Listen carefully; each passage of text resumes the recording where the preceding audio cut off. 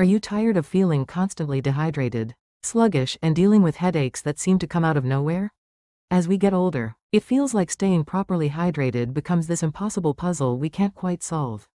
But what if I told you that most of us, over 50, are making critical hydration mistakes every single day without even realizing it? Hi everyone, I'm back with another deep dive into something that's been on my mind lately. And honestly, it should be on yours too. After spending countless hours researching this topic and talking to experts, I've discovered that proper hydration isn't just about drinking more water. It's about drinking smarter and avoiding the 10 devastating mistakes that could be sabotaging your health right now. Let me paint you a picture of what poor hydration really does to our bodies as we age. After 50, our kidneys don't function quite like they used to, our muscle mass naturally decreases, and here's the kicker. Muscle tissue holds water better than fat tissue. This means we're already starting from a disadvantage. The National Institutes of Health has shown that adults over 50 are 20% more likely to experience chronic dehydration than younger adults. And the consequences are far more serious than just feeling a little thirsty. We're talking about increased risk of kidney stones, urinary tract infections, cognitive decline, joint pain, constipation, and even cardiovascular complications. A groundbreaking study from Johns Hopkins revealed that chronic mild dehydration in older adults can accelerate aging at the cellular level and significantly impact our quality of life. But here's what really got my attention. Most of these problems stem from 10 specific mistakes that are completely preventable once you know what to look for. Through my extensive research, I've uncovered the top 10 hydration mistakes that people our age make daily, and I'm going to share every single one with you today, along with the science-backed solutions that can transform how you feel. Mistake number 1: waiting until you feel thirsty. This is the biggest mistake I see everywhere, and I used to make it myself.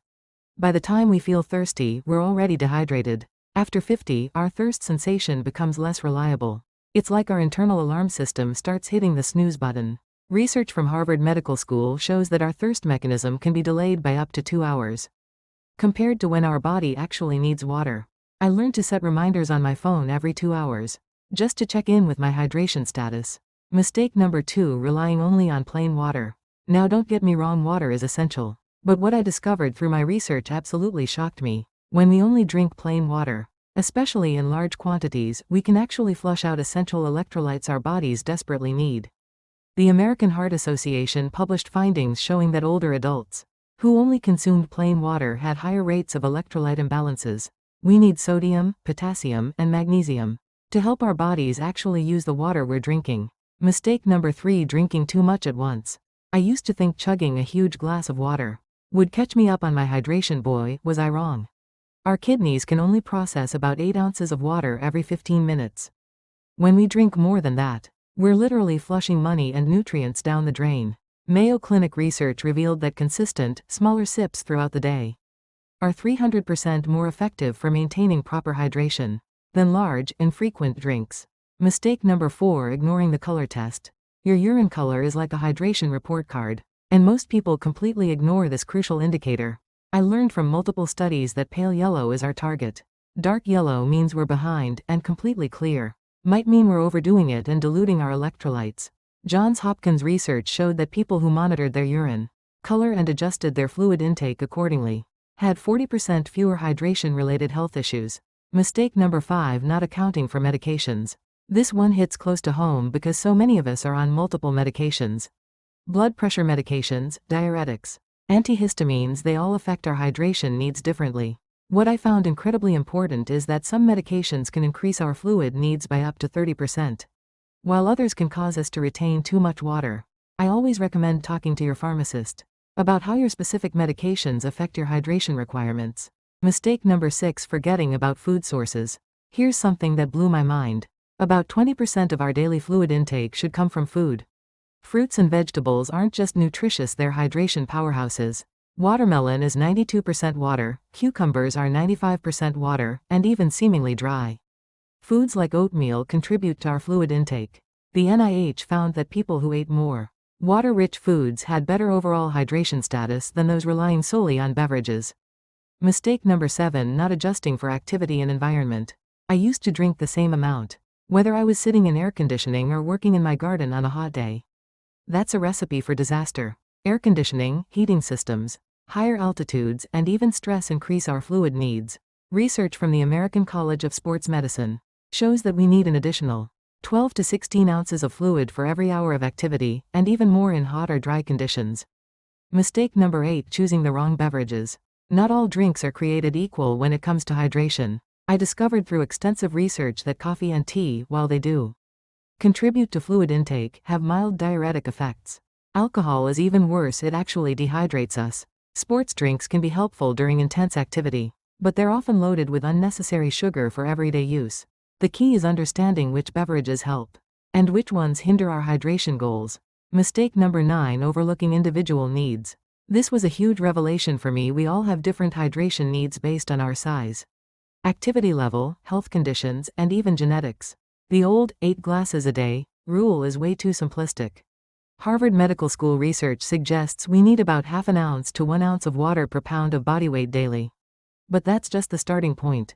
Some people need much more, especially if they have certain health conditions or take specific medications. Mistake number 10: not having a hydration strategy. The biggest mistake of all is not having a plan. I used to just wing it, drinking when I remembered and wondering why I felt tired and foggy so often. Now I have a complete hydration strategy that includes timing, types of fluids, and monitoring systems. This systematic approach has transformed how I feel every single day. Worst food combinations to avoid. You must never rely on alcohol as a source of hydration. In fact, for every alcoholic drink, you need an additional 8 ounces of water just to break even. I discovered that combining caffeine with alcohol creates a double dehydration whammy that can leave you feeling terrible for days. Another combination I learned to absolutely avoid is drinking large amounts of water immediately after eating salty foods. This can actually disrupt your body's natural electrolyte balance and make dehydration worse, not better. Through my research, I found that this combination can stress your kidneys and leave you feeling more thirsty than when you started. Best food combinations for maximum benefits. What I found incredibly helpful is to strategically combine certain foods and drinks for maximum hydration benefits. Always pair your water intake with a small amount of natural electrolytes. A pinch of sea salt in your water, or eating water-rich fruits like oranges or melons alongside your fluid intake. This combination helps your body actually retain and use the water more effectively. I learned that combining coconut water with a small handful of nuts creates an amazing natural electrolyte balance that's perfect for older adults. The potassium in coconut water works synergistically with the magnesium in nuts to help your cells actually absorb and use the hydration you're providing. Sleep environment and lifestyle tips. For those dealing with sleep issues, and let's face it, many of us over 50 are, creating the right hydration environment is crucial. I discovered that stopping fluid intake 2 hours before bedtime prevents those disruptive middle-of-the-night bathroom trips, while keeping a small glass of water by your bedside helps with that morning dry mouth we often experience. Your bedroom environment plays a huge role too. I learned to keep my bedroom temperature between 65 to 68 degrees and use a humidifier during dry months. This prevents nighttime dehydration from breathing dry air for 7 to 8 hours straight. The combination of proper pre-sleep hydration, timing, and optimal room conditions has dramatically improved my sleep quality. Important precautions. If you have kidney disease, heart failure, or are on diuretic medications, please consult with your doctor before making any significant changes to your fluid intake.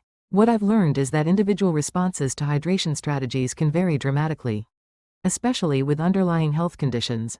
Some people may experience initial digestive changes when adjusting their hydration habits. This is normal, but should resolve within a few days. If you experience persistent headaches, swelling, or unusual fatigue when changing your hydration routine, please check with your healthcare provider immediately. I also want to emphasize that overhydration is just as dangerous as dehydration, especially for older adults. Signs of drinking too much too fast include nausea, headache, confusion, or swelling in hands and feet. The key is consistent, moderate intake throughout the day, not trying to catch up all at once. The variability in individual needs cannot be overstated. What works perfectly for me might need adjustment for you based on your medications, health status, activity level, and even the climate where you live. This is why I always recommend working with your healthcare team to develop a personalized hydration plan. Call to action. If you found this information as eye-opening as I did when I first discovered it, please hit that subscribe button and ring the notification bell so you never miss our health and wellness content. Give this video a thumbs up if it helped you identify mistakes you might be making, and please share it with friends or family members who could benefit from this information. Engagement questions. I'd love to hear from you in the comments. Which of these 10 mistakes surprised you the most? Have you been making any of these hydration errors without realizing it? And here's a challenge for you: try implementing just 1 or 2 of these corrections over the next week. And let me know how you feel. Sometimes the smallest changes can make the biggest difference in how we feel every day. What's your biggest hydration challenge? Do you struggle with remembering to drink enough? Or do you find it hard to balance hydration with not wanting to interrupt your day with bathroom breaks? Share your experiences and tips in the comments below. I read every single one, and your insights might help fellow viewers who are dealing with similar challenges. Remember, proper hydration isn't just about avoiding thirst. It's about giving your body the foundation it needs to function at its best, especially as we navigate the changes that come with aging. Here's to your health, and I'll see you in the next video.